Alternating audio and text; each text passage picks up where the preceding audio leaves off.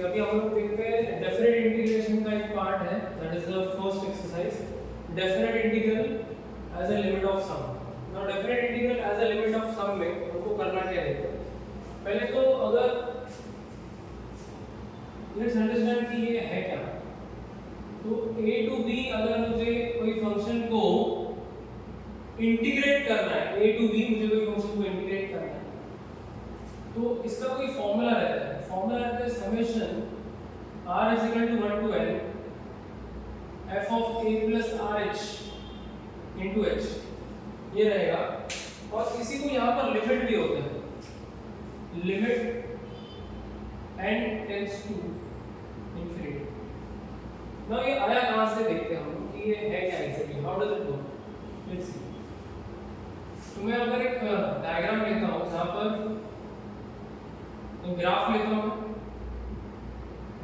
और ये जो कर्व है, ये कर्व के बीच में जो एरिया है, ये एरिया मुझे कैलकुलेट करना है कितना है, मुझे कैलकुलेट करना है कि ये एरिया कितना है। तो कैसे करेंगे, तो हम लोग क्या करते हैं, ये स्टार्टिंग पॉइंट मुझे पता है A, ये B पता है, तो हम लोग इसको अलग अलग सेगमेंट्स में डिवाइड करते हैं, मतलब इसको मैंने पार्ट्स में डिवाइड किया ऐसे।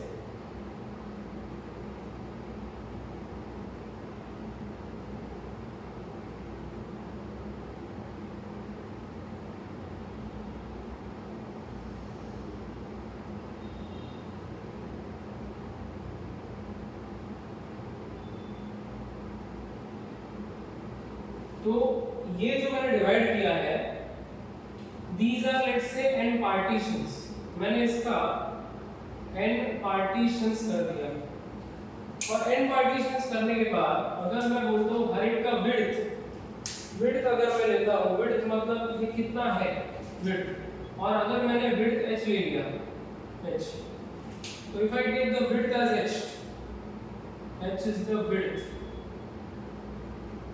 h is the width of h, मतलब ये भी h है, h is the width of each partition, और ये सारे छोटे पार्टीशंस का एरिया मैंने अगर ऐड कर दिया, तो I get the area of that particular structure. यहाँ से यहाँ तक स्ट्रक्चर बना है, उसका एरिया मुझे मिल जाएगा ये वाला। बट अभी करें कैसे इसको, तो एक सिंपल तरीका है कि अगर मैंने इसको ऐसे, अगर मैंने इसको रेक्टेंगल्स में डिवाइड कर दिया, let's say if I divide into rectangles this way,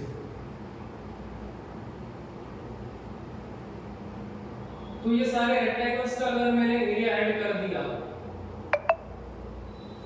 सारे रेक्टेंगल्स का एरिया ऐड कर दिया, तो मुझे मिल जाएगा area of this region. But उसमें एक एरर रह जाएगा, ये पार्ट जो है वो बच जाएगा, ये वाला छोटा तो एरर आ जाएगा। तो उससे कैसे हम लोग टैकल करके देखते हैं, पहले तो मैं क्या करता हूँ, ये एरिया ऑफ रेक्टेंगल्स को ऐड करके देखते हैं। रेक्टेंगल्स के एरिया को ऐड करने के लिए मुझे पहले एक रेक्टेंगल का एरिया बताना चाहिए, तो समझ लो कि ये a को मैंने ले लिया x0 एंड ये विड्थ जो है हर एक का वो h है, तो ये जो पॉइंट है x1 will be a plus h, same way if I take this as x2 will be a plus h plus h, मतलब a plus 2h, वैसे ही आगे मिलते जाएगा, और उनके करस्पॉन्डिंग वैल्यूज मुझे y एक्सिस पे भी मिलेंगे। मतलब y एक्सिस पे समझ लो ये मैंने ले लिया f of x0, ये वाला ले लिया, ये एज ले लिया मैंने f of x1। Okay, if I zoom this, ये वाला जो एज है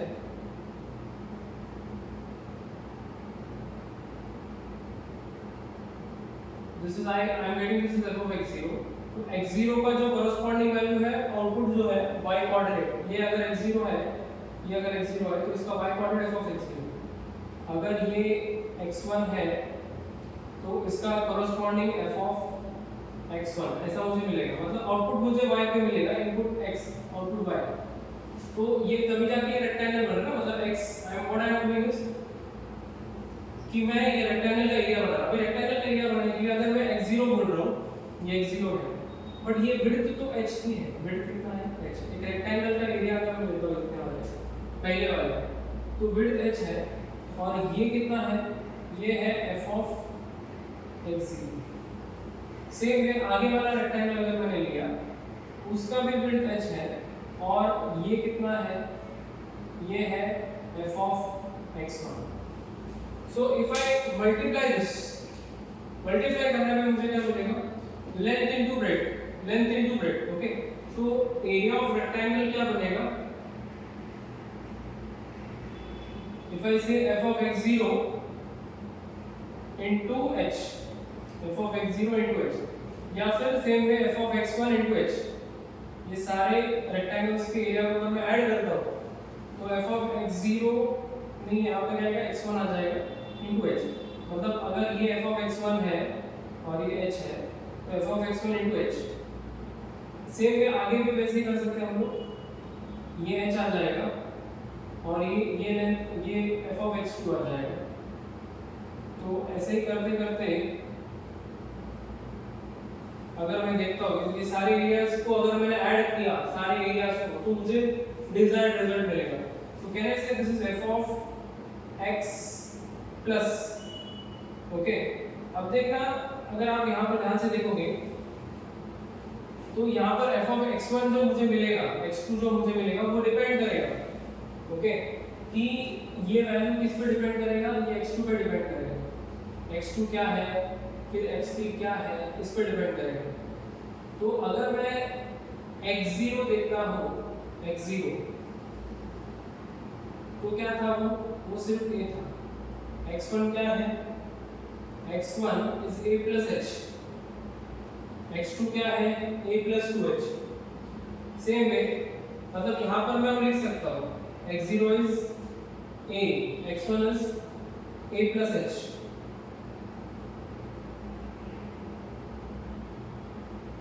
a plus h प्लस ये क्या आएगा, x2 क्या आएगा, a plus 2h। So in general अगर मैंने इसको जनरलाइज कर दिया ये है क्या, तो क्या ऐसा आएगा कि समेशन इनका सबका एडिशन मतलब समेशन जो जाएगा 1 से लेके n तक, 0 से n-1 भी ले सकते हैं या 1 से लेके n तक भी ले सकते हैं। तो 1 से लेके n ले रहा हूं मैं, और f of अभी a plus 1h 2h 3h को मैं जनरलाइज करता हूं f of a plus rh into h। This is how I get this formula. और एक बात, तो ये फार्मूला में n टेंड्स टू इंफिनिटी कहां से आया, तो अगर मैंने इसको अभी ये एरर बच रहा है, इसमें छोटा छोटा एरिया बच रहा है, ये एरिया जो छोटा छोटा वो मिस आउट हो रहा है बिकॉज़ रेक्टेंगल के एरिया लूंगा तो ये बचेगा। और अगर मुझे इसको भी कवर करना है तो मुझे जो विड्थ है, विड्थ एकदम छोटा रखना पड़ेगा। मतलब ये जो h है that should tend to 0, h should tend to 0। Okay, तो h जो है छोटा हो जाएगा, काफी छोटा छोटा हो जाएगा। अगर वो छोटा छोटा होते जाएगा तो कहना इसे n जो है, n के जो पार्टीशंस है वो बहुत सारे बनेंगे, या फिर मैं बोल सकता हूँ दे विल बी इनफाइनाइट। तो अगर पार्टीशंस इनफाइनाइट है तो can I say I can apply limit over here and say n tends to infinity. So limit n tends to infinity, r is equal to 1 to n f of a plus rh into h. This is how you get the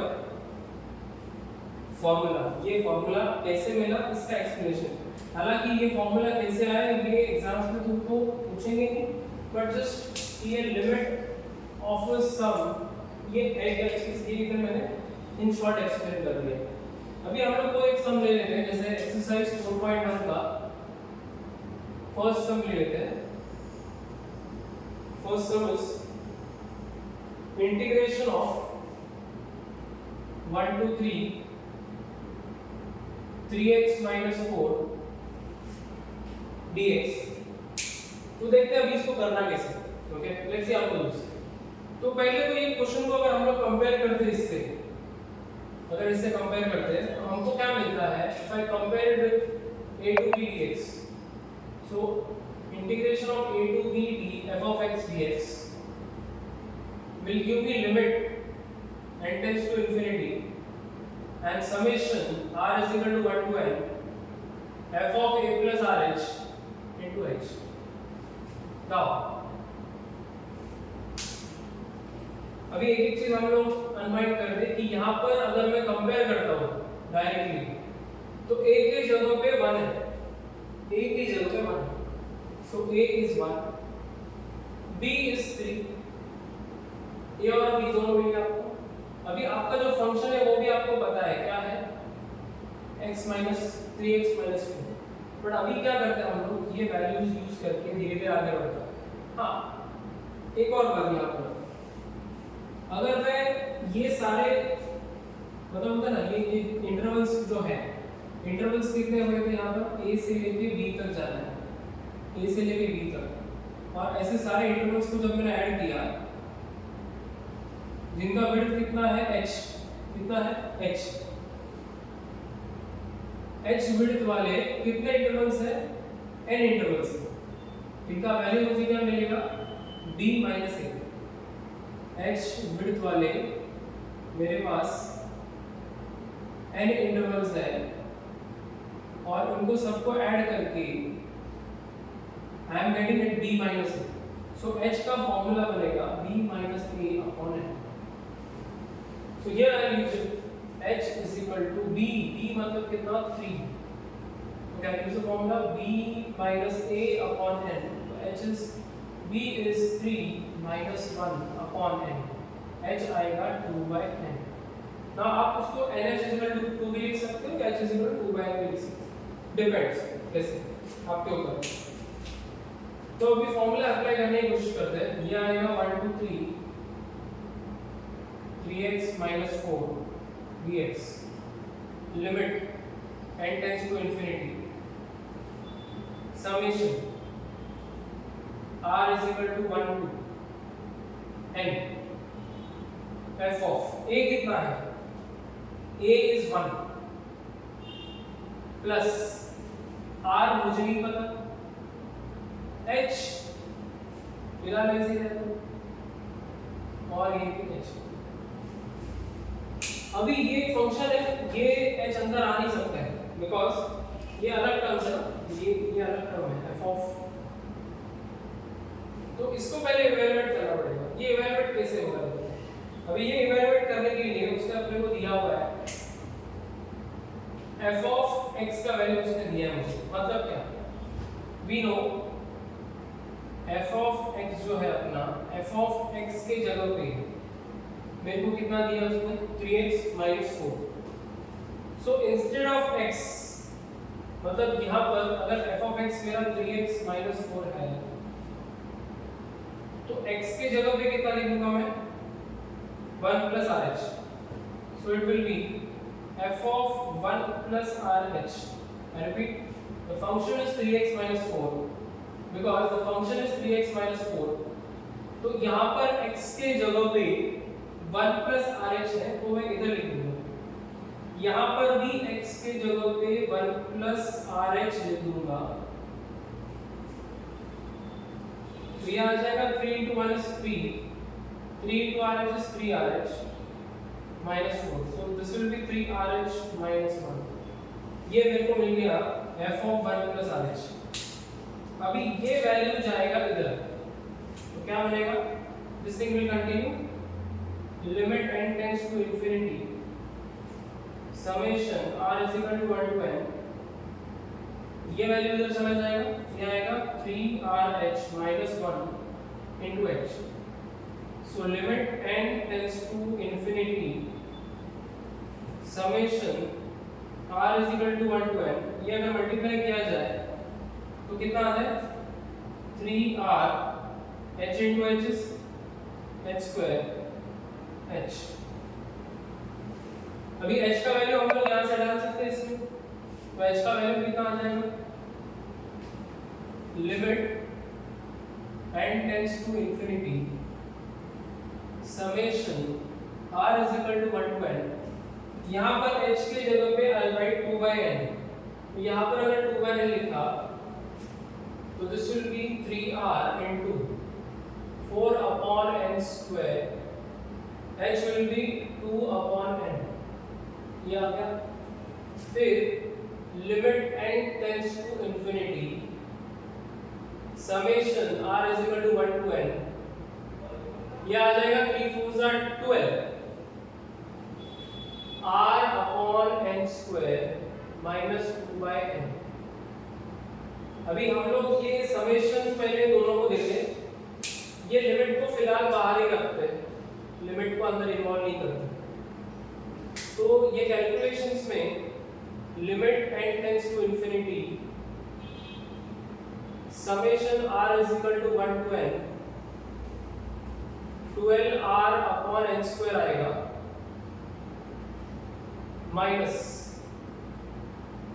summation r is equal to 1 to n 2 by n। This is what you get। Now I'll give you formulas for this। अभी इसका क्या क्या requisites है देखो।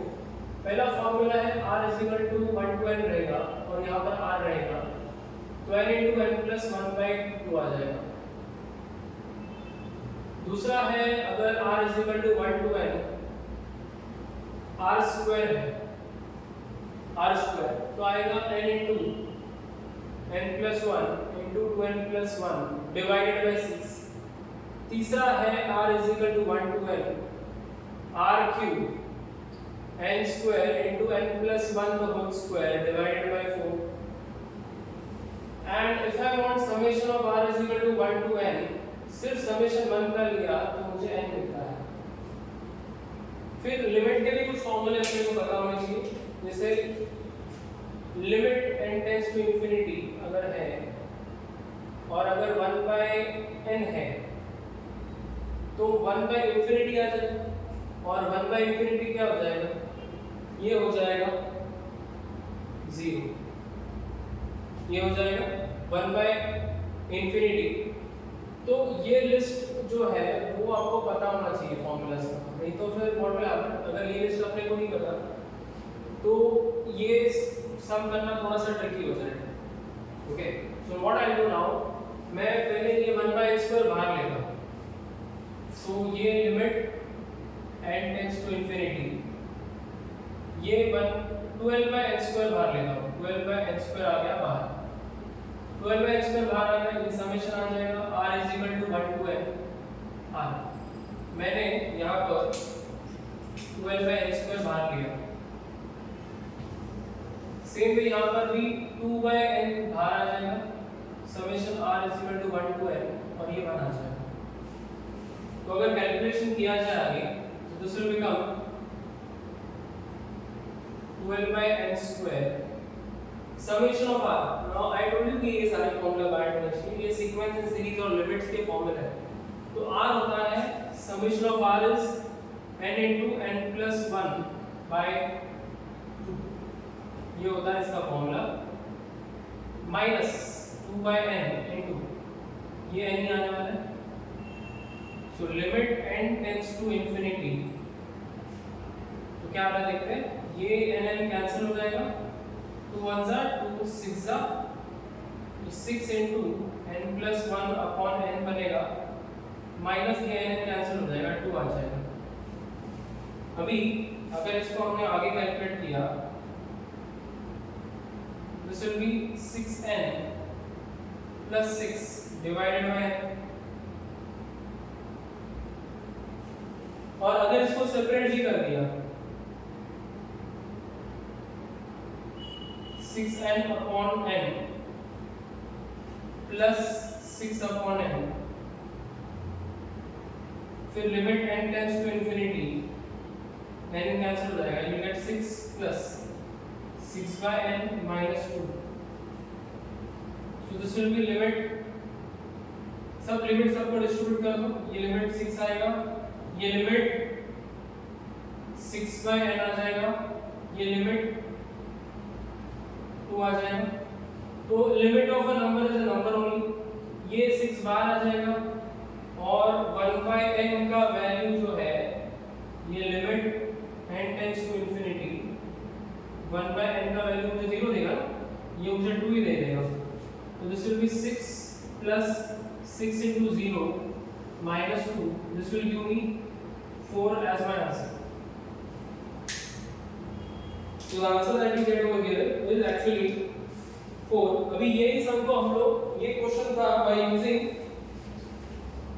limit of a sum. ये question था by using limit of a sum. By using limit of a sum. वही अगर इसको मुझे ये सम को फॉर्मूला मेथड से करना है तो भी मैं बाजू कर देता हूँ. How do I do it using formula method? याद है एग्जाम में अगर लिमिट ऑफ अ सम बोला तो यही मेथड करना है तुमको. ओके, बट अगर मुझे डायरेक्टली दिया है इवैल्यूएट, ओके डायरेक्ट इवैल्यूएट दिया है, तो अगर ये क्वेश्चन को डायरेक्टली मैं इवैल्यूएट करता हूं बाय यूजिंग इंटीग्रेशन, तो 1 से 3 आएगा और ये 3x - 4 dx. तो how do integrate? Direct separate कर दो. 3x dx 4 dx. 3 बाहर आ जाएगा, 1 से लेके 3 x dx. 4 बाहर आ जाएगा, 1 से लेके 3 1 dx. अभी इसको इवैल्यूएट करने के लिए 3 विल अगेन कम आउट. ये 3 बाहर है. x का इंटीग्रेशन आता है x²/2. इसके लिए आपको एक डिफरेंट इंटीग्रेशन पता होना चाहिए. 1 से लेके 3 इंटीग्रेशन ऑफ 1 x. 1 से लेके 3, तो 3/2 will come out. Upper limit डाल दो इसमें 3², लोअर लिमिट डाल दो 1², अपर लिमिट डाल दो minus lower limit. So it is upper limit minus lower limit है 3/2 into 9 - 1 is 8 minus 4 into 3 minus 2 is 3 minus 1 is 2. So 2 4s are 8. 12 minus 8 is 4. 12 minus 8 is 4 is answer.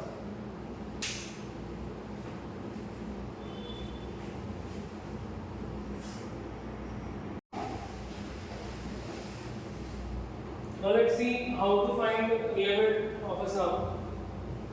ये question number 2 है 4.1 का. Let's see how to this. तो देखो अभी ये limit of सम, जब भी वो लिमिट ऑफ सम बोलेंगे तुमको फॉर्मूला ही यूज करना है. ओके, फॉर्मूला के बिना आगे नहीं बढ़ना है. तो शुरू कैसे करते हैं इसको देखो. पहले तो मैं बोलता हूं कि ये जो लिमिट ऑफ सम है वो a to b f of x dx कुछ तो दिया रहेगा उसको. ओके, यही फॉर्मेट में उसको मुझे दिया रहेगा. तो a to b f of x dx के फॉर्मेट में दिया है तो मुझे क्लियरली दिखाई देगा कि a का वैल्यू अगर देखता हूँ 0 से 4, तो a का वैल्यू तो 0 है और b का वैल्यू तो 4 है. फंक्शन मुझे दिया गया है x². Function is equal to x². h अगर मुझे कैलकुलेट करना है it is b - a upon h. b कितना है 4 माइनस a कितना है 0 अपॉन h व्हिच इज 4/. अभी पूरा खेल फॉर्मूला से ही चालू हो रहा है. फॉर्मूला कैसे यूज हो रहा है? तो फॉर्मूला है integration of a to b f of x dx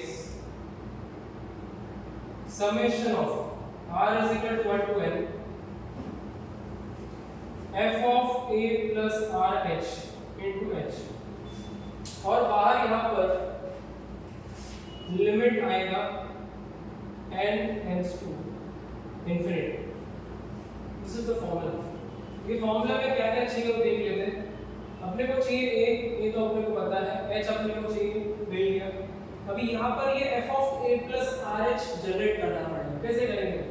तो अपने को f of x पता है. यहाँ पर f of x is x².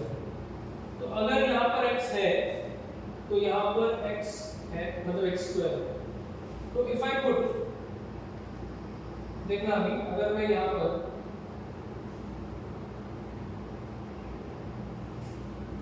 अगर मैं f of a मतलब कितना 0 डालता हूँ, 0 प्लस RH लिखता हूँ, 0 प्लस RH. तो ये बनेगा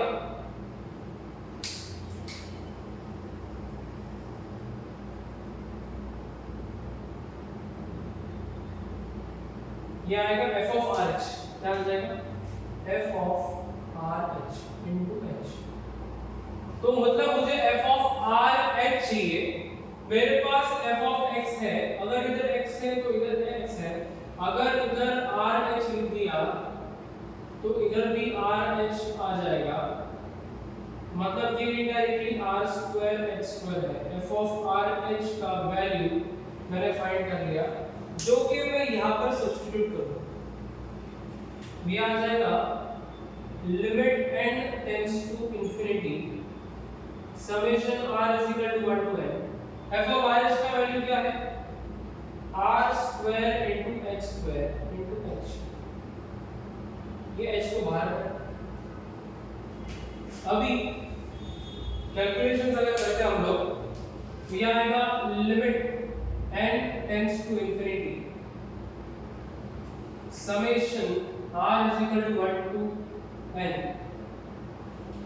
r square into h cube बनेगा, r square into h cube। now I will consider h जो है यहाँ पर h का कुछ संबंध नहीं है, h cube को हम लोग क्या कर सकते हैं, h को हम लोग ये भी लिख सकते हैं 4/n भी लिख सकते हैं, तो h को लिख देते हैं 4/n the whole cube। कितना आ जाएगा, कैलकुलेट करेंगे तो limit n tends to infinity, तो यहाँ पर limit n tends to infinity summation r is equal to 1 to n, ये आ जाएगा r square into 4 4 16 16 4 64 upon n cube आ जाएगा। Okay, so if I put a limit over here, ये आ जाएगा r स्क्वायर और ये 64 है, तो limit n tends to infinity, ये 64 है अपॉन n क्यूब बाहर निकालो, 64 n क्यूब बाहर आ गया, क्योंकि ये समेशन सिर्फ r या r स्क्वायर या r क्यूब पे ही लगता है, इसलिए उसको बाहर निकाल देंगे। Summation r is equal to 1 to n r square, so this is limit n tends to infinity 64 upon n cube, ये कितना आ जाएगा, r स्क्वायर का फॉर्मूला मैंने लिख के दिया है, इसको बाय डी करना है, that is n into n plus 1 into 2n plus 1 divided by 6, this is what you get over here। तो ये कितना है कैलकुलेशन करके, 2 3s are 2 3s are 2 2s are, what remains over here is limit n tends to infinity, summation चला गया, अभी limit बात है, 32 बचा है, इधर 3 बचा है, तो अगर हम लोग यहाँ पर 32/3 को भी बाहर निकाल दें, n नीचे n स्क्वायर बचेगा, तो ऊपर बचेगा n plus 1 into 2n plus 1, ये n और ये n क्यूब है, n स्क्वायर बचेगा नीचे। now what you do is तुम इसको मल्टीप्लाई करो, n into 2n 2n square, n into 1 n, 1 into 1 2n, 1 into 1 1 divided by n square। now 32/3 limit n tends to infinity, now 2n square n plus 2n is 3n, you can separate this part, ये अलग कर दो, तो ये 32/3 तो वैसे ही रहेगा, limit n tends to infinity, ये आ जाएगा 2n square by n square plus 3n by n square and this is again 1 by n square. तो कैलकुलेशन करके अगर मैंने लिमिट सबको दे दिया, तो क्या बचेगा, limit n tends to infinity, ये बचेगा 2 बचेगा सिर्फ, क्योंकि n स्क्वायर है, ये limit n tends to infinity, तो ये n और n गया, तो ये बचेगा 3/n, उसमें से 3 बाहर निकाल दो एंड लिमिट इस पे भी अप्लाई होगा, limit n tends to infinity 1/n². So this will be 32/3. Limit of a number is number only, और ये इंफिनिटी अगर मैं इधर डाल दूं तो 1/infinity is 0 because 1/0 is infinity, तो 1/infinity 0 होता है, तो ये 0 हो गया, ये 3 into 0 हो गया, और ये भी इंफिनिटी का स्क्वायर भी 1/infinity का square 0. 32/3, so this will be 2 to the 4, 2 to the 6, 64/3 is the answer. So this is what you should get. Okay, that is question number 2. Let's look at one more. Question number 5. 1 to 3.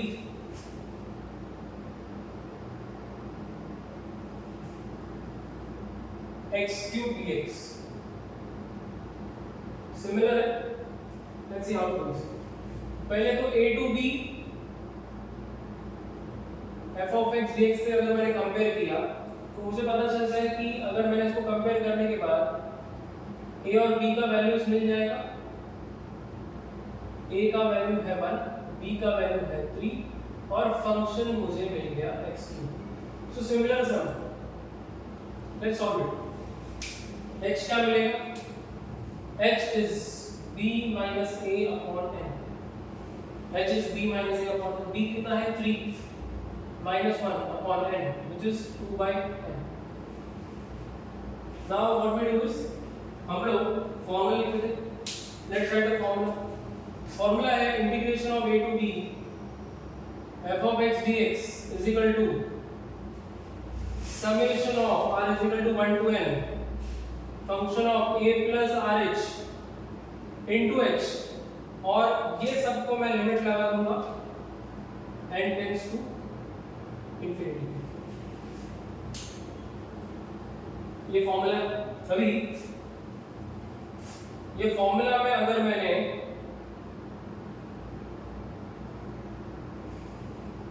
a की जगह पे 1 लिख दिया, 1 plus rh into h.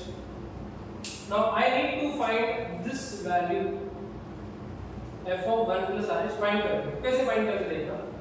तो यहाँ पर मेरे को f of x दिया है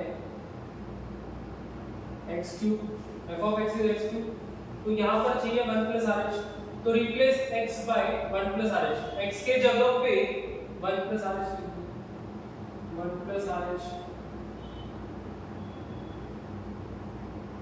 So if I use a plus b whole cube, a cube plus 3a square b plus 3ab square plus b cube. This is what you get. ये क्या मिला आपको? f of 1 plus rh. थोड़ा सा lengthy है, you have to put it over here. So limit n tends to infinity summation r is equal to 1 to n.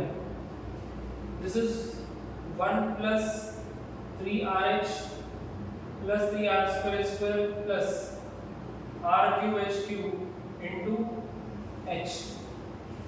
Let's multiply this inside. क्या मिलता है देखते हैं. Limit n tends to infinity summation r is equal to 1 to n. Let's multiply. 1 into h is h.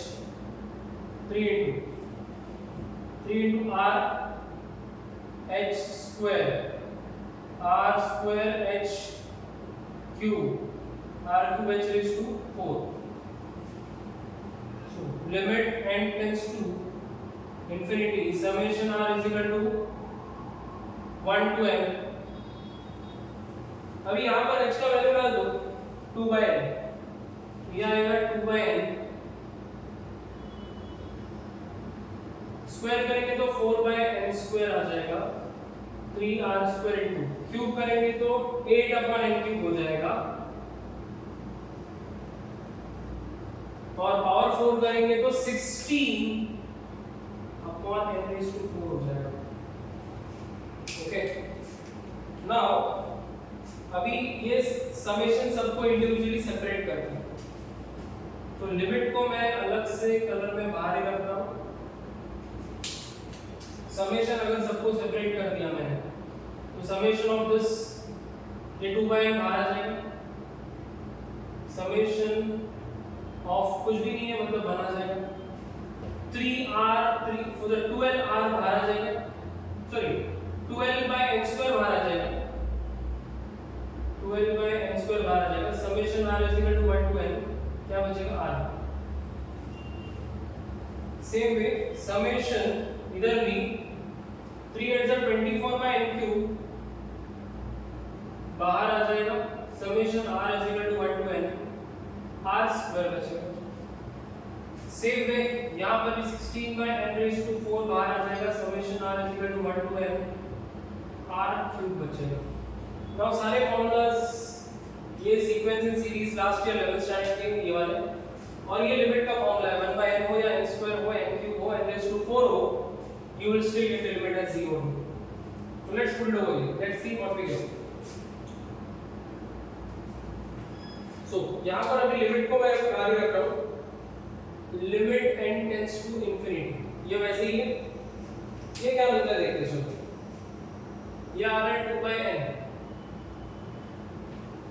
Summation of 1 is n only, देखिए n नहीं है 12/n²।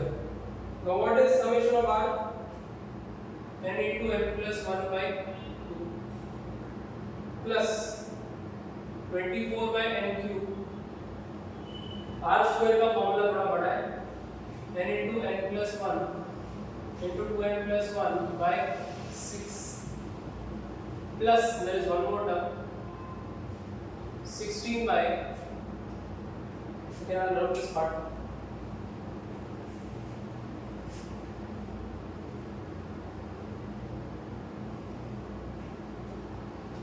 plus 16 by n⁴। Summation of r³ का formula है n² n plus 1 the whole square divided by 4।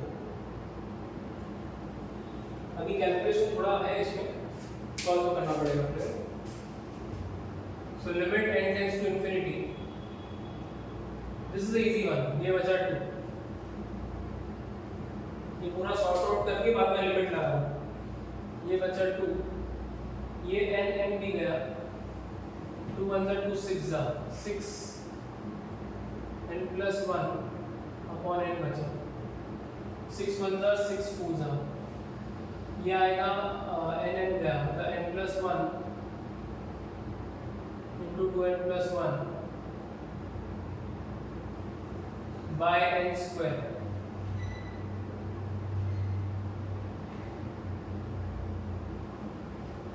Plus 4 1 4 4 जा, ये n² गया तो क्या बचा n plus 1 divided by n²।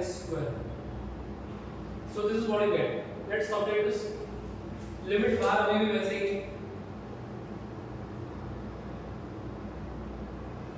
ये मिलेगा 2 plus 6 into, अगर मैंने इसको ऐसे लिखा, if I multiply this 6n upon n plus 6 by n plus 4 into, now you have to multiply this again, direct कर दें, n into n² plus 1 n into 1 is n, 1 into 2n is 2n, 1 into 1 is 1, नीचे आएगा n², 4, this is n² plus 2n plus 1 divided by n², this is what you get। आगे calculation देखो, limit n tends to infinity, 2 plus ये n cancel हो जाएगा, 6 बचेगा, 6 upon n, 4 2 जा 8n², you can separate this directly, 4 2 जा 8n² by n², ये आ जाएगा 3n, 3 4 जा 12n upon n², 4 1 जा 4 4 by n², ये भी वैसे ही करते हैं, 4 into n² 4n² divided by n², 4 2 जा 8n divided by n², 4 1 जा 4 4 divided by n²। now let's take the limit, the final step limit। तो लिमिट अगर मैंने इसका ले लिया और लिमिट इसको भी दे दें। ओके, ये क्या करते हैं, 2 + 6 डायरेक्टली 8 कर दो। Let's club this together, 2 + 6 is 8. Okay, plus 6 will come out, limit n tends to infinity 1/n, ये पूरा कैंसिल हो जाएगा, ये 8 बचेगा, limit n tends to infinity of 8 plus ये 12 बाहर आ जाएगा, limit n tends to infinity 1/n plus अभी इधर चाहिए तो हम लोग ये भी कैंसिल हो गया। Okay, now what you can do is, ये कैंसिल हो गया बराबर, ये 12 निकाला, 4/n² प्लस 4/n² को हम लोग 8/n² ले सकते हैं, तो 8 बाहर निकाल दो इसमें से, limit n tends to infinity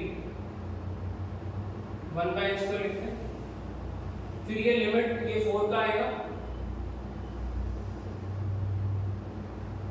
और ये बचेगा 8, limit n tends to infinity 1/n, so you can sort this out, ये कितना आएगा, 8 आएगा, this will be 0, this will be 8, 12 into 0 because 1/n is 0, ये भी 8 into 0 ही आएगा, this is 4, this is 8 into 0, so what do you get, 8 plus 0 plus 8 plus 0 plus 0 plus 4, so the answer is 20. You can verify this by using the formula directly. ये चाहिए तो हम लोग check कर सकते हैं कि सही आया है नहीं, तो अगर मैं यहाँ पर इंटीग्रेट करता हूँ तो इंटीग्रेट का x³ का क्या आ जाएगा, x⁴/4, तो ये आ जाएगा 1 से लेके 3, अपर लिमिट डालो 3⁴, 3⁴ माइनस 1⁴ अपॉन 4, 3⁴ कितना आता है, 3⁴ is 81, 81 minus 1 upon 4, that is 80 divided by 4, which is 20. The answer is 20, मतलब हमने जो किया है वो करेक्ट है. This is just for your understanding. ये सिर्फ चेक करने के लिए है कि मेरा आंसर सही आया है या नहीं. ये तुमको एग्जाम में नहीं करना है, ये तुमको एग्जाम में नहीं बताना है. You have to show that कि तुमने limit of something यूज किया है.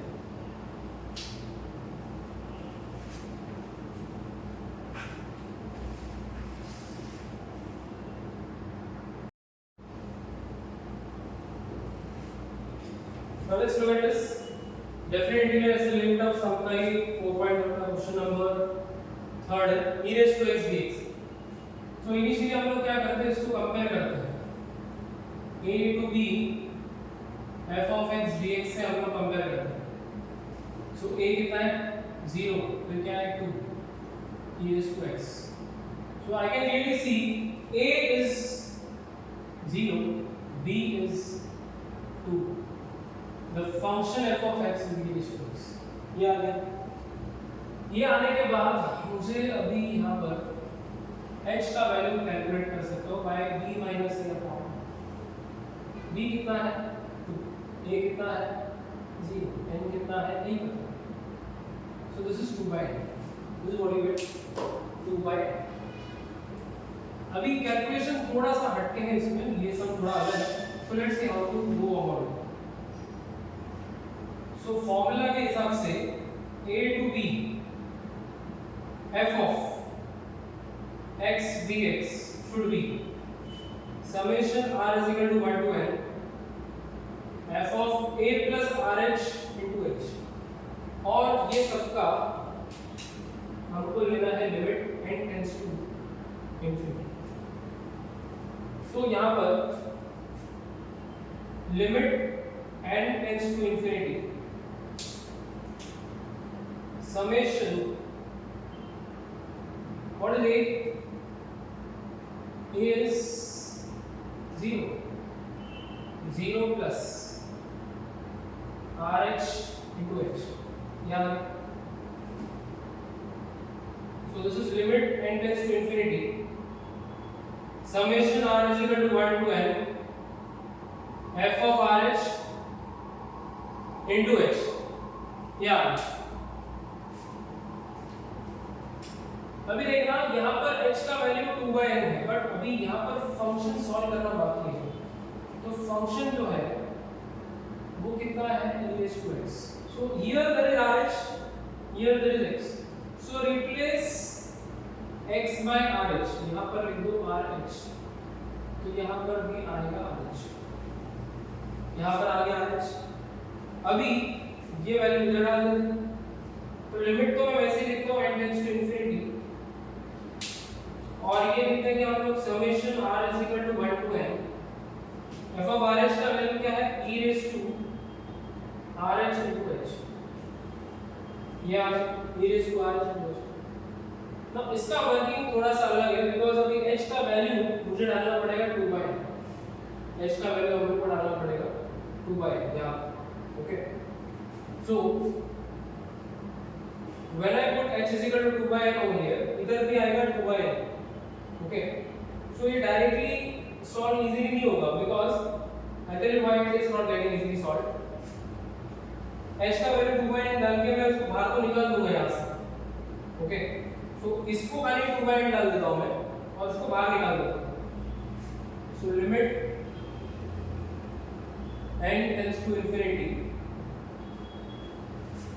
और इसको अगर हमने बाहर निकाल दिया इधर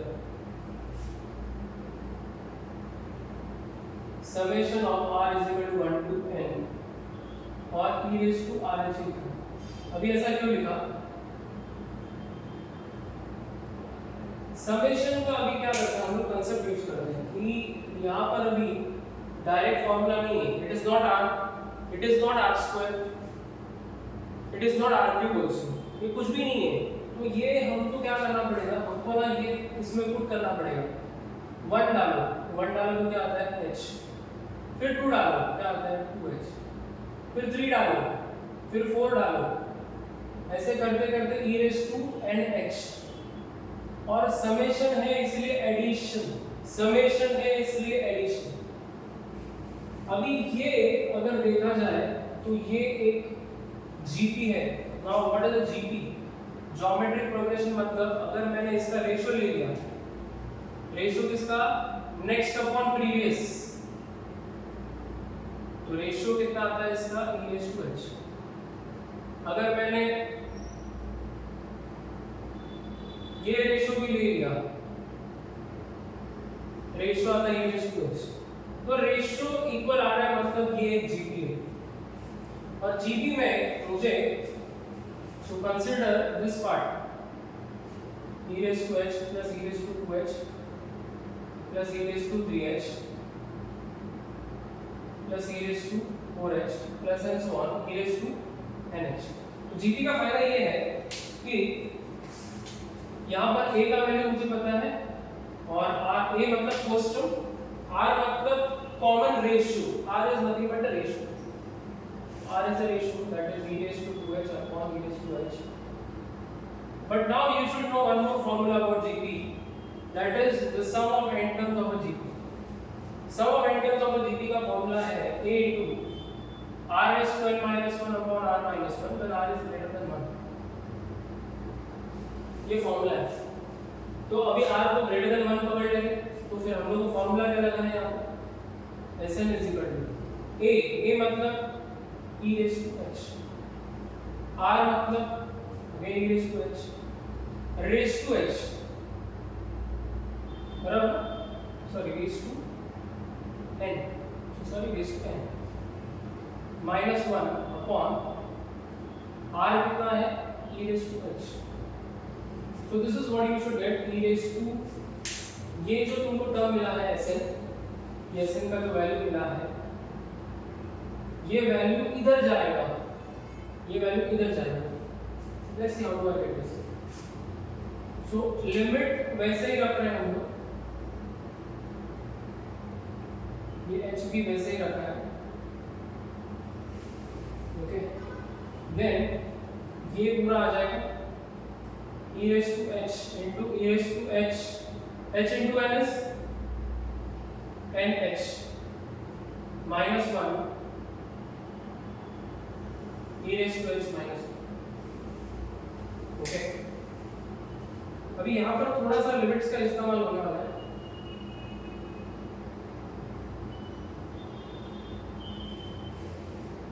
NH का वैल्यू चाहिए तो मैं यहाँ यहाँ से NH का वैल्यू मैं 2 लिख सकता हूँ, NH2, बिकॉज H इज 2 है, तो यहाँ पर जो NH है उसकी जगह मैं 2 लिख दूंगा, तो थोड़ा सा कम हो जाएगा हमारा। तो ये H वैसे ही है, e⁻h है, ये e स्क्वायर माइनस 1 हो जाएगा, और ये हो जाएगा e⁻h minus 1। Okay, now what I do is, अभी यहाँ पर और भी अपने को फॉर्मूला थोड़े थोड़े पता होना चाहिए, तो भी जाके ये सम सॉल्व होगा, बिकॉज ये सम थोड़ा सा होता है ना, it is creating a bit confusion हो गया कि यहाँ पर इसको इवैल्यूएट कैसे करें। और उसका रीजन वही है कि यहाँ पर e⁻h-1 आ गया है, तो अगर मैंने यहाँ पर ये n तो हटा ही देते हैं, अभी हम लोग क्या करते हैं, n की जगह पे I can clearly see as n tends to infinity, n अगर इंफिनिटी के नजदीक जा रहा है, n अगर इंफिनिटी के नजदीक जा रहा है, n का वैल्यू अगर इंफिनिटी हो गया, 2/इंफिनिटी मतलब h हो जाएगा 0। n अगर इंफिनिटी है तो 2/इंफिनिटी मतलब 1, एनीथिंग अपॉन इंफिनिटी 0, तो h will tends to 0। तो यहाँ पर मैं अभी h tends to 0 भी लिख सकता हूँ। तो अगर h tends to 0 है तो ये h मुझे चाहिए ही नहीं अभी, क्योंकि अगर ये h आ गया तो प्रॉब्लम ये हो जाएगा कि h के वजह से ये डायरेक्ट 0 हो जाएगा। तो व्हाट आई डू, ये h को मैं यहाँ पर डिवाइड कर देता हूँ। Okay, I can divide this entire term by h। So limit h tends to 0, ये बनेगा e⁻h e² माइनस 1। चाहिए तो इसको भी मल्टीप्लाई कर सकते हैं हम लोग, बट देखते हैं अभी क्या है। और ये e⁻h माइनस 1 अपॉन h, ये आ गया लिमिट इसका।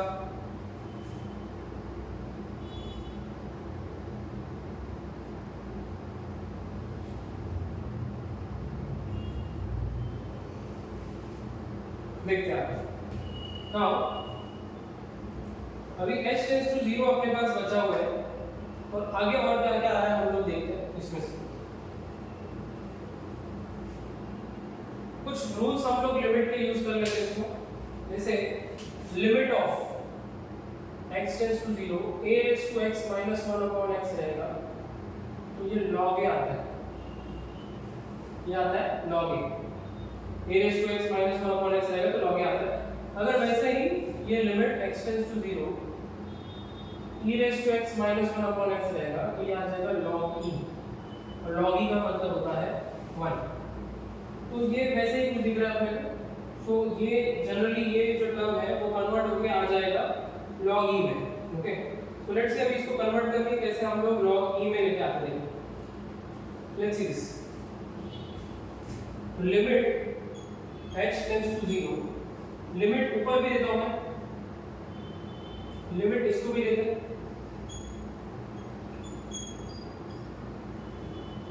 और लिमिट इसको भी देते हैं।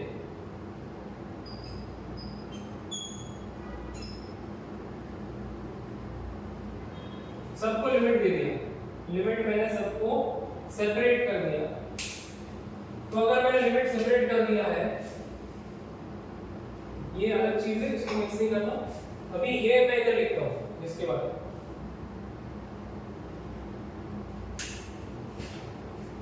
देखो, तो if I put the limit over here, तो यहां पर जो वैल्यू है ये क्या आ जाएगा, लिमिट e⁻0 आ जाएगा, ये e² माइनस 1 ही रहेगा, ये फॉर्मूला से log e बन जाएगा, log e is 1, this is 1 and this is e² minus 1. So finally you get e² minus 1, this is your final answer. थोड़ा सा लेंथी सम है, it's a bit tricky, GP use होता है, SN भी use होता है, and then finally you get the answer.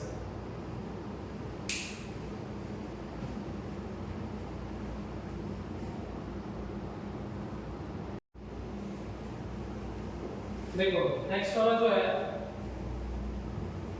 3x² minus 1, let's see how to get this। ये 0 to, अगर मैं a to b f of x dx count करता हूँ, तो ये 0 to 2 is given to you। So a का value 0 है, b का वैल्यू 2 है, f ऑफ x का वैल्यू है 3x² माइनस 1। फंक्शन मुझे दिए, अभी कैलकुलेशंस की इसमें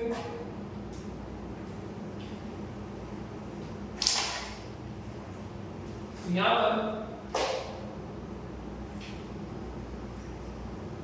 h b minus a by b कितना है 2, a 0, n कितना है पता नहीं, so it is 2 by n,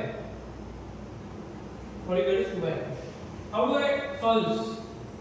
पहले तो देखते हैं, अभी फॉर्मूला आपको पता होना चाहिए। फॉर्मूला थोड़ा सा नीचे लिखता हूं मैं, अपनी जगह है a to b f of x dx summation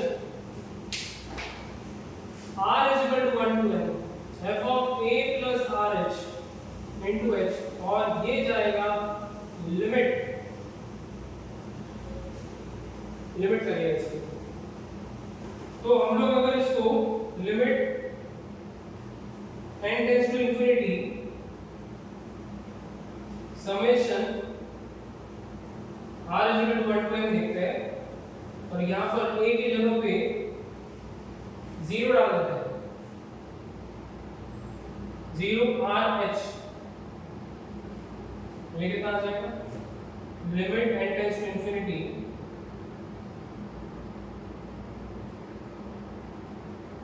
f of RH चाहिए, you want f of RH, तो फंक्शन जो है f of x कितना है 3x² minus 1। Just replace x के जगह पे RH, x के जगह पे RH, x के जगह पे RH, तो यहाँ पर आएगा RH, यहाँ पर भी आएगा RH, ये आएगा 3r² minus 1। Now I will use this value and put it over here back। तो मुझे क्या मिलेगा, ये मिलेगा limit n tends to infinity summation r is equal to 1 to n f of r is 3r। अभी यहाँ पर हम लोग h को मल्टीप्लाई करते हैं अंदर, limit n tends to infinity, if you multiply this h inside, ये आ जाएगा 3 into r square h cube minus h, r square h cube minus h आ जाएगा। और फिर अगर ये लिमिट वैसे ही रखा मैंने, ये समेशन सबको जाएगा, समेशन इसको भी जाएगा, समेशन इसको भी जाएगा, तो समेशन जब भी इसको जाएगा 3r² h cube summation r is equal to 1 to n h, okay, so limit n tends to infinity। अभी यहाँ पर 3h³ बाहर निकाल लो, ये क्या आएगा summation r is equal to 1 to n r² minus ये h बाहर निकाल दो, ये आ जाएगा, so this will be limit n tends to infinity ना h³ मतलब देखा है तो फॉर्मूला के हिसाब से 2/n मतलब 3 into 2 cube is 8/n³ आएगा, और इसका फॉर्मूला है r² का फॉर्मूला मैंने लिख दिया है n into n plus 1 into 2n plus 1 upon 6 minus h को फिर से 2/n लिख देंगे और ये हो जाएगा n, so n भी कैंसिल हो गया, ये लिमिट आ जाएगा n टेंड्स टू इंफिनिटी। और अगर ये 2 3 सा 2 4 सा किया तो 3 3 भी कट हो गया, तो आ जाएगा 4, और ये 4 n plus 1 n और n² बचेगा, नीचे n² बचेगा,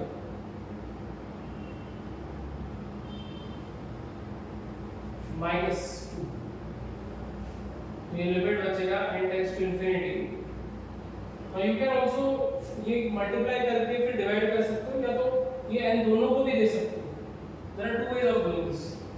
हम लोग मल्टीप्लाई करते हैं, जो करते आ रहे हैं n into n 2n² n into 1 is n, n to n मिला के होता है 3n, 1 into 1 is 1 divided by n²,